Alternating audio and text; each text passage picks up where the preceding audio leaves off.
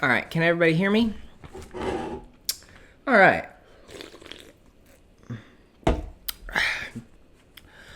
Well, what is going on, everybody? I have got a lot that I want to share, and I've been wanting to do a video on this for a long time. Let me put my phone on Do Not Disturb so no one calls me. All right. So, this video, I've been seeing a lot on social media where there is a tension building. There is a kind of a discontentment between these two groups, and it seems to only be getting worse and not better. And so I didn't want to do a video about this, but then I thought, I've really got to do a video on this because it just seems to be something that is more and more prevalent in our culture today. And that is boomers versus millennials. Millennials don't understand how to deal with the boomers. The boomers don't understand the millennials, and there's just a lot of reels going on right now of just how much disconnect there is between boomers and millennials. And so I just kind of wanted to take a deep dive. I kind of wanted to see both sides of it. I wanted to just share my, I'm just a layman, uneducated boy from Texas. I don't have a college degree or anything like that, but I'm going to give it a shot and really analyze this, and we'll see if we can pick it apart. Okay, so first things first. When I say boomer, because I've talked to my parents about this before, this very issue, and well, Dave, that's not right. You can't put me in that basket. I'm not a boomer. Blah, blah, blah. So, okay, let me introduce you to what I like to call the meme boomer. Yes, that's right. I said it. The meme boomer. Okay. The meme boomer is often kind of picked apart on social media. There's a lot of jokes that are made about them, a lot of reels and TikToks that are, and just so you understand, I'll be the first to say is, I laugh at myself. I probably more than anybody else. I love to laugh, and I laugh at myself a lot, but I love the boomer moms, the boomer dad memes. I just soak them up like a sponge. I think they are hilarious. Why do I have my wind guard? I just noticed that. Okay, doesn't that look a lot cleaner, a lot more professional? Okay, that's how we like it to be, right? Okay, so when I say meme boomer, I mean anyone born between 1958 and 1978. Okay? Is that, can we reason with that? Okay, because if you're gonna say this generation, you got to define what that generation is. So anybody between 1958 and 1978. Now, you say, well, what about Gen X? There's a Gen X. You're missing one. I understand that, okay? This is not your part of the show right now, okay? And I'm having to push up the parameters for boomer because there's just Gen X is kind of like that limbo. I mean, I hate to say it, but they're too old to be new, but they're too new to be old. And if you're a Gen X watching this, I apologize. But when I say boomer, I'm talking about the meme boomer, which is my parents' age. Okay, so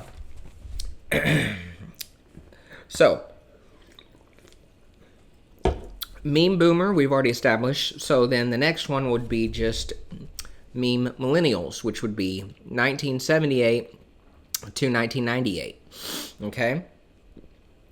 Anyone born between 1978 and 1998. Okay, so more than likely, you're probably a millennial watching this. So, what do boomers say about millennials? Well, they say they're lazy, they want handouts, they don't work hard, they have unrealistic expectations about work and money, they're soft, thin skinned, they get their feelings hurt real easy, and they've been handed participation trophies. Now, I like this video right here. We're gonna play it and then cut to it. I want everyone to play a game with me. If you have ever been age 21 and are now older, put your hand in the air and keep them there. Okay, keep them up. I'm sorry, 21-year-olds, I'm picking on you for a second, but you'll see why. Okay, if between now and the time you were 21, you have become somewhat less self-centered, less self-focused, keep your hand in the air. Okay? If you have slightly different values now than you did when you were 21, keep your hands in the air. If you had pretty big expectations about what you would achieve and how awesome you were going to be, and you haven't quite achieved all of them, keep your hands in the air. Okay, congratulations. Your 21-year-old selves are millennials, or, as some people like to say, young people. Now, did you see the exercise that she did? She said, okay, basically, like, if you've ever been 21, raise your hand. And they said, okay, keep raising your hand if you had like your first job in the workforce, you thought you're going to be making a lot more than you actually were. Now, keep raising your hand if she went through all the things, and just about everybody in the crowd raised their hand. Okay. And obviously, I'm not going to play the whole video, but she basically ties up all the loose ends and ends the video with saying, look, millennials are navigating how to be an adult. Okay? You know, it's often messy. There's growing pains. I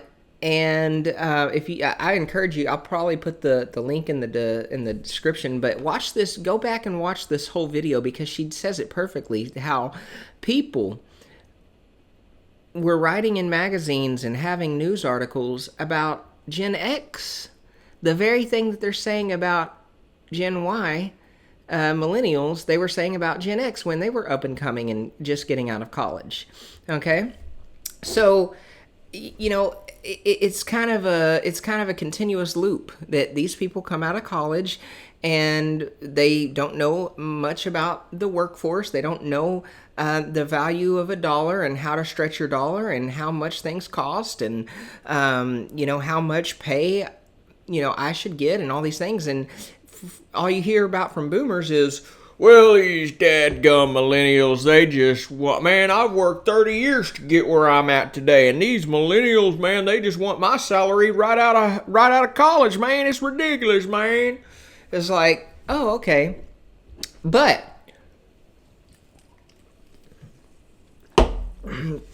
as much as there is a grievance and just things that boomers want to say about millennials, we have a lot to say. We millennials have a lot to say about boomers. Okay, I like this one quote right here that someone put. That said, "Boomers are the only generation to climb the ladder and then pull it up behind." Boomers are the only generation to climb the ladder and then pull it up behind them, making it worse for the generation after them. No other generation has ever tried so hard to create worse for their kids than boomers. That's pretty strong stuff, folks. I mean, that she's alleging basically that boomers on purpose basically climbed the ladder and then basically said, "See ya, y'all have fun," And I'm trying to be as objective as possible. If you've watched my videos before, you know that I always try to be as impartial as possible, but I gotta give this one to the millennials. Boomers, y'all often say that we want handouts, Y'all were given the biggest handout in the world. I like these some statistics right here. Okay.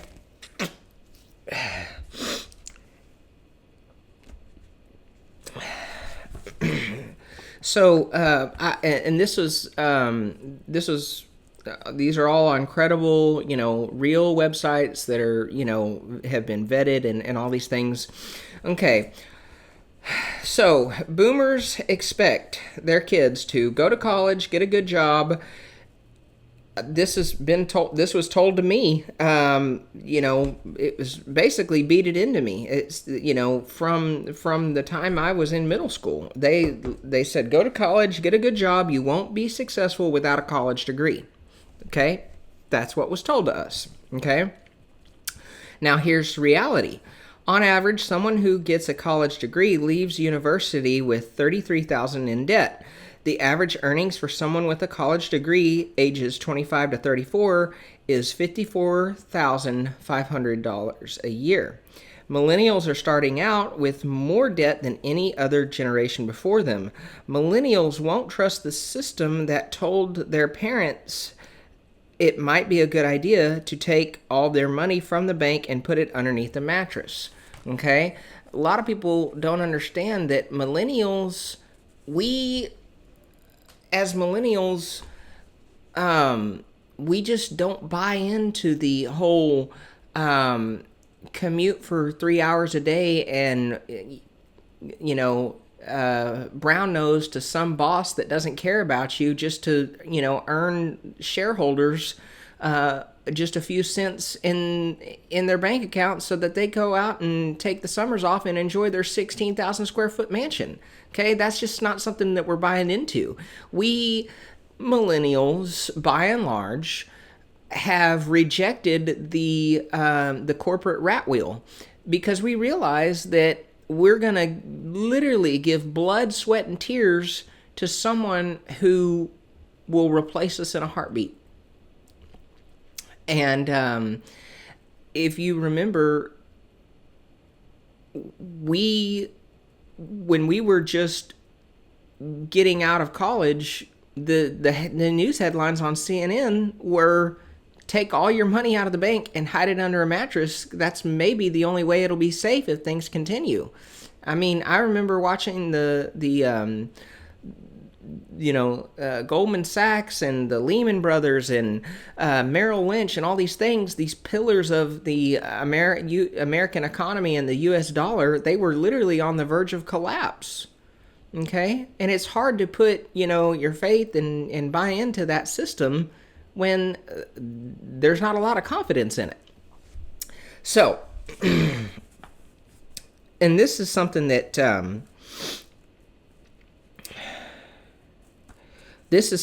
really struck a chord with me when I came across this. I said, my God, man, no wonder.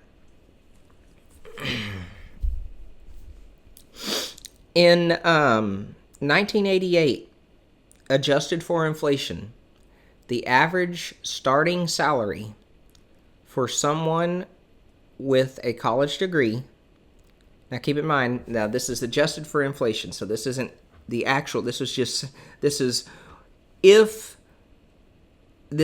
like what they would have if they had graduated today. Okay, so this is in 1988, someone with a undergraduate 4-year degree would be making in today's money $75,000. So more than $20,000 more than what we are coming out with. And yet homes could be bought with, a few paper clips and a piece of pocket lint. And, I don't know, and, there's a lot of discord and tension between boomers and millennials, but I think it's intensified within the Christian community because there is a lot of traditional values. Now, I want to just drive home the point that God's standard and his expectations for people that are going to be his disciples has not changed one iota. Okay? And it will not change. Okay? In Malachi 3, I am the Lord, I change not. Oh, he put not at the end. Okay? So God's standard and his expectations for his disciples have not changed one bit. However, I do think that boomers have very, very traditional, especially like people that have grown up in the church, they have very, very traditional mindsets, and they are often not compatible with the current situation that we're facing. Okay? So what does that mean really? Well, like boomers, I've talked to a lot of people in my circles, they just say like, I just can't believe that my daughter or my son would move in with some girl, before marriage. Like, that's just not right, And, I mean, good, bad, or indifferent, I'm not going to objectively say, but what I will say is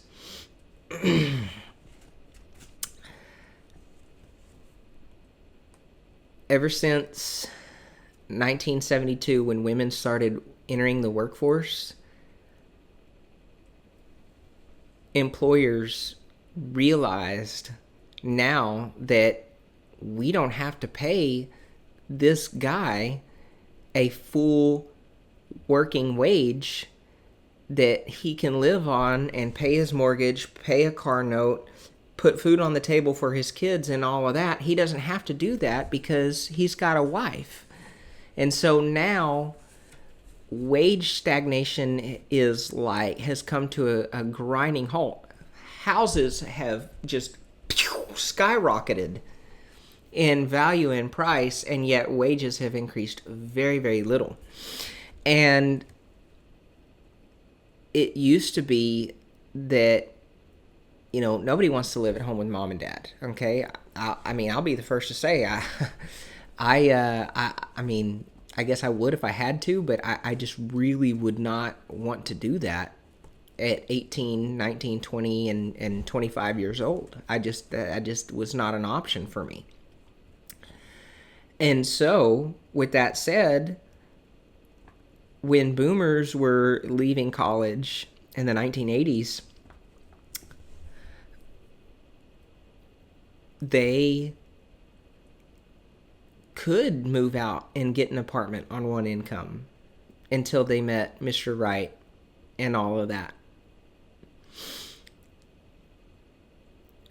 But today, you can't live on one income. You just can't. And so you're at a crossroads. You either live with mom and dad until your wedding night, or you can live together before you're married, And it's just horrible, And I don't have all the answers for this deal, okay? I think that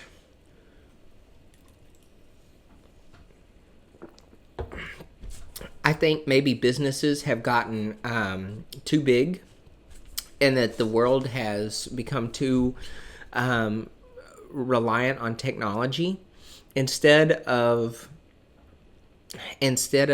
having FaceTime with your boss or even his boss, and him knowing all of your kids' names and having him check by your house and come to the Christmas party that you host at your house, and he knows all your kids' names and all these things and all the personableness that comes with that. Instead of that, we all log into Zoom now, and I look at my mom, and when she's on Zoom, it's like she doesn't even know half of these people, but they're all on the call and they're all giving input.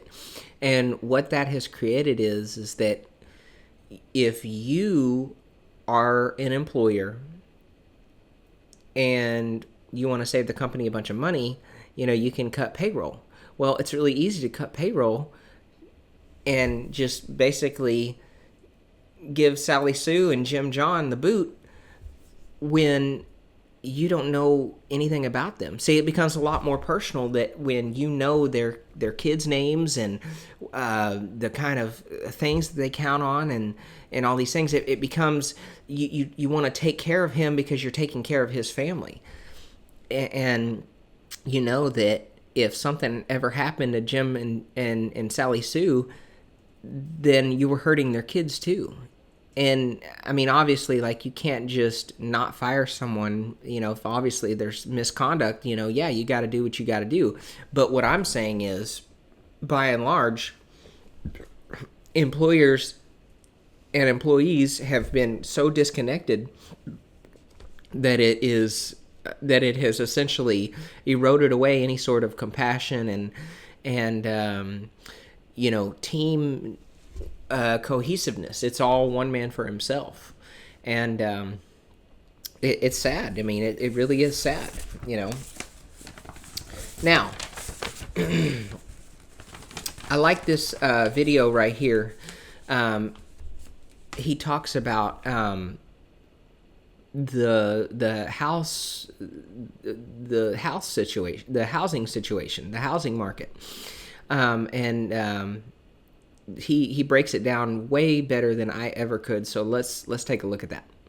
What's going on with the housing market? We were told that this market's going to get better, and all I'm seeing is it getting worse. I'll use myself as an example. I'm getting married in 2 months, and me and my fiance have looked forward to something like this for a long time. Her and I work really hard, and we make more than starter home money, but we don't quite make forever home money. So we plan on getting something like this. But then this happens. $600,000 for this house. And you may be thinking to yourself, this home is every bit worth $600K. Let me show you. This home that sold for $600K not that long ago, that was listed for $425K, sold for $270,000 back in 2017. And I can see the comments already saying, well, James, that's just inflation. This home after 8 years should be worth $358,000 according to inflation. Just so you can see the numbers, this home at $600K with a 20% down and a 6.6% rate gives you a payment of $3,548. When this same exact house back in 2017 with a $270,000 sale price and a 4% rate gives you a payment of $1,278. Meaning that the family that bought this house today likely has an income of around $185,000 a year. While the same family that bought this home in 2017 would have needed a household income of $60,000. That right there,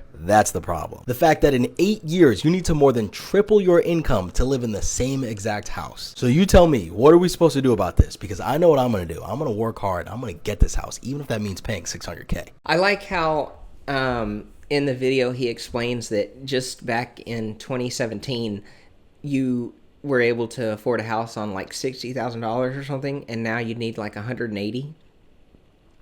And one thing that boomers often, come down hard on millennials about. It's like, well, you get Starbucks every day, well, you can't just eat the avocado toast and, have, $10 breakfast with your girlfriends every other weekend. I see you on the faceagram. It's like, no, bro. I mean, you can call me a lot of things, but I'm telling you, the fact that I like avocado toast for breakfast is not even close to why I am not buying a house right now.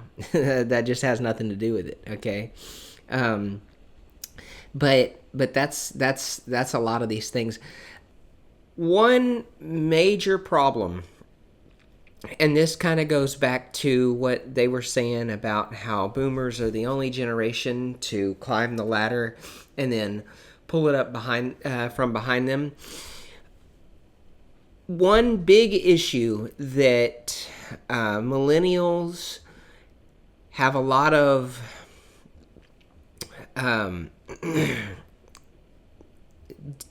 anger and resentment about towards boomers is the fact that they whether intentionally or unintentionally, it can seem like they are taking all the houses out from people that really need them.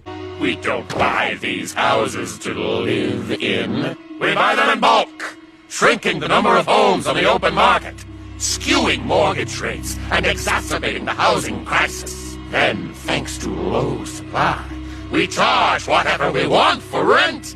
It's all part of our company motto. I get text on my phone just about every day. Oh, Mr. Bass, I'm George with blah blah blah investment properties. Any desire to sell this home? I pay cash. Well, good thing, Mr. George with whatever, investment property company. That's great for you. I just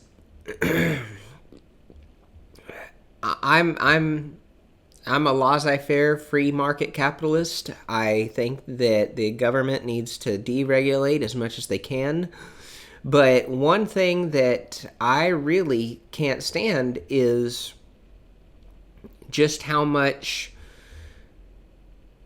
cheap houses and starter houses are being just like hungry hippos grabbed, just snatched up from people that have lots of money. And then they take that and then they just go ahead and just rent it, fix it up, rent it out. And then, they just make money off of that. And I'm not saying that's a bad way to make a living and that, that's, unscrupulous and that's unfair. You shouldn't do that. I mean, it's a free market, okay? But I don't know. I mean, I think it's pretty sad that there are people out there that are trying to start families and trying to climb the ladder. But every time they get the opportunity to, some bigwig comes up and grabs that property and then just rents it out, and then that person will never build equity, never build a life for themselves. When they get tired of the house, they'll just have to walk away, and all the thousands and thousands and thousands of dollars that they spent on rent just goes by the wayside so that some guy can buy a new vacation home, in Palm Springs or something. I mean, it's completely unfair. I think that if there was ever a time for government to step up and kind of intervene on something, it would be this issue right here, because you don't need 9 houses, okay? You just don't. But all of this said, I think flipping a house is great. If you want to flip a house and make money, that's, great. Go do that. And that's exactly what we thought this house right here outside of the window that I'm looking at, that's what we thought we were getting. And so, we thought, okay, this guy's going to buy it up, fix it up. They had contractors coming in. They put in new carpet, new paint. I mean, they just, new countertops, new appliances. They really put a lot of, blood, sweat, and tears into this house. And I thought, well, that's cool. So he's going to do kind of like a flip house thing. And then, sure enough, we met our new neighbors, and they're like, oh, no, yeah, we rent this house. And I just, they're kind of same season of life as us, same kind of age bracket as us. And I just felt bad because I'm like, well, that house should have gone to them just, for them to purchase. That shouldn't have been where now they're just going to have to rent and rent and rent indefinitely. I guess what all of this is, when it really comes down to it, is what I'm fixing to tell you is a true story. A couple years ago, on Aaron Street, there was one of my in-laws, one of their good friends. They had lived on the street. They'd moved into the neighborhood, kind of the same time frame as my in-laws. Their sons played baseball together. And there was something about somebody got a job. I guess her husband got a job, or there was something going on there that I don't know. But they had to move away. And this was around the same time that Aaron and I were thinking about maybe buying a house, but we weren't quite ready yet. We didn't have a whole lot saved up. Now, keep in mind, this house was like 3,000 square feet. It's 2-story, big house in a nice neighborhood. But for what it's worth, they didn't do a whole lot to upkeep it and update it through the years. So, I mean, it needed work, but I mean, it was fine. I mean, it was just, it was okay. And there was Aaron's sister had already had her 2 boys, and certainly she could have used a house, but everybody thought that this house was way out of bounds as far as what they would be able to afford. Because like I said, it was, 3,000 square feet, 2 stories, nice neighborhood. And all the houses that were in that neighborhood were just way out of the price range of what Aaron's sister would be able to afford. She was looking for, something under $200,000. This clearly was outside of that range. So anyways, they ended up moving, and it was kind of a cloak and dagger deal. She didn't really talk about it much, but said, oh yeah, we're under contract. Oh wow, so you found buyers for your, oh yeah, kind of, I got buyers. And anyways, when it was all said and done and finalized, she sold her house to a company similar to We Buy Ugly Houses. 4,000 square feet, 2-story, nice neighborhood for $140,000. $140,000 to an investment company, and they went out and flipped it and then sold it for $300,000. And that is the kind of thing that my generation really is upset by. If you think it's okay to sell your house for $140,000, sell it to me for $140,000. Whatever, fixing up. I'm not very handy, but I can learn. I mean, my God. I mean, why would you sell it to just some John Doe who's just trying to nickel and dime hardworking people and just trying to make money off of them? I mean, if the net result is the same, if the net result is that you get a check for $140,000, I mean, what does it matter? Wouldn't you rather that house go to somebody that you love and that you care about and that's gonna take care of it and all these things? Why are you gonna sell it to some big corporation? And that right there is at the heart of why so many millennials are upset with boomers, because in their mind, you're pulling up the ladder behind you. Boomers, they don't, I mean, honestly, I'm really trying to be objective here, but they don't realize just how, I mean, classic case scenario. I had a conversation with my dad like a year or two ago. I mean, it wasn't very long at all. But my dad and I had a conversation, and he said, well, all these millennials, they're all worried about money and blah, blah, blah, blah, blah.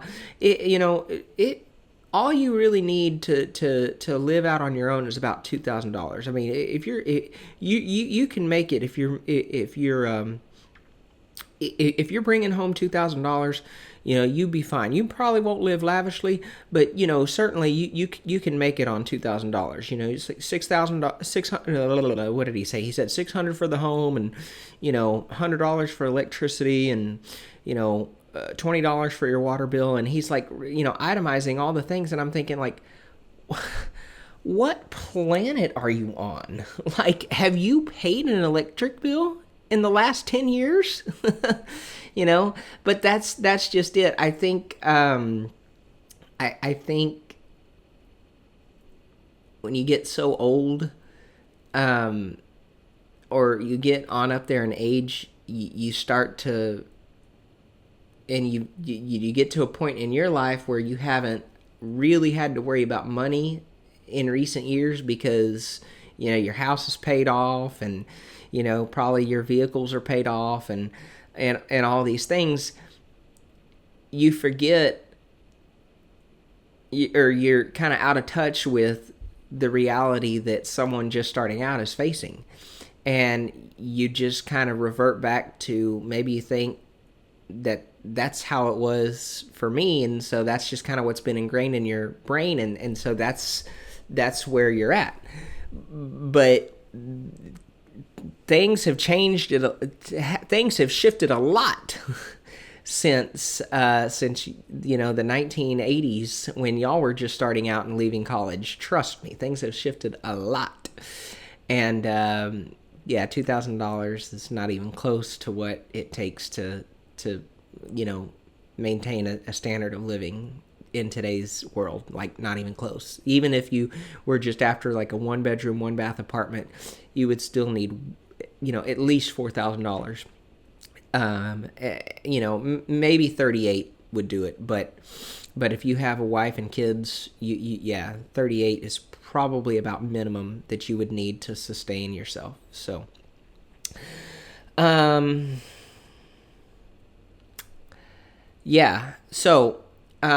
wanted to put these in throughout the video, but I realize now that it's, if you made it this far, then that's probably good. But as I was researching content and all these things to kind of compile all my thoughts with this video, I ended up downloading a lot of reels to my phone that were going to help me get my point across.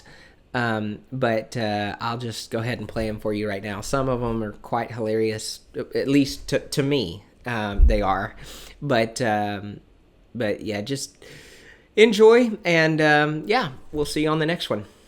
Life Hacks for Boomers, Part 14. How to be a good neighbor. If you live in an HOA community and one of your neighbors paints their front door the wrong shade blue, this is a textbook opportunity to call 911. If they leave their trash cans out past 5 p.m. on trash day, please call 911. If they leave a package on their doorstep for too long, 911. It's called a community for a reason. If you feel like strolling into your neighbor's backyard and just hanging out, go right ahead. But this does go only one way.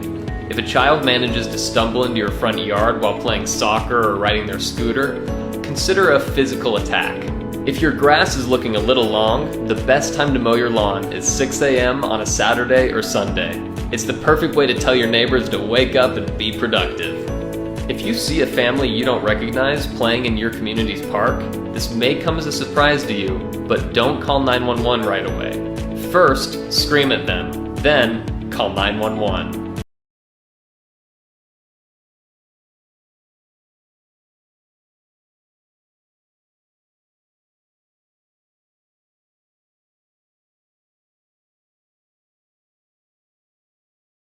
Then who's gonna carry on the lineage? Is you gay or something? No, it's not a choice. I'm gonna talk to your mother. Me and your grandmother had 4 kids by your age. Well, by the time she was your age, I was in my 40s. Well, what you gonna do with all that time? You was supposed to give me grandkids. That was your job. Well, if nobody had kids, you wouldn't be alive. Your generation, you just don't care about family anymore. But that's what life's all about. You have kids, and then you grow old, and then your kids have kids. I'm sure you'll change your mind. You just don't understand yet. You're supposed to have you gotta have well, who's gonna save the world then? The kids are the future. You new kids. I remember when your last name was the most important thing you owned.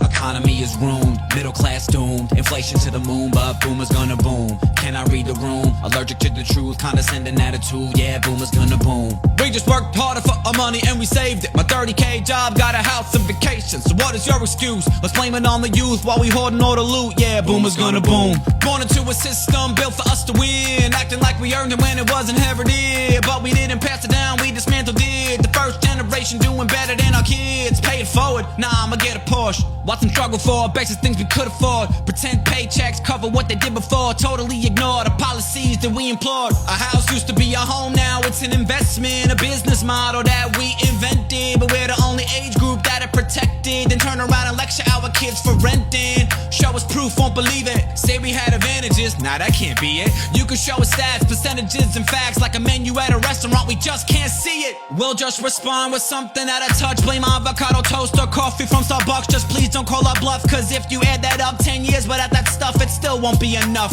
Gaslight our children, tell them work more, benefit from all the debt that they'll pay for. Tell my realtor, hell no, I want more. Let's make a young family trying to make it have a bidding war.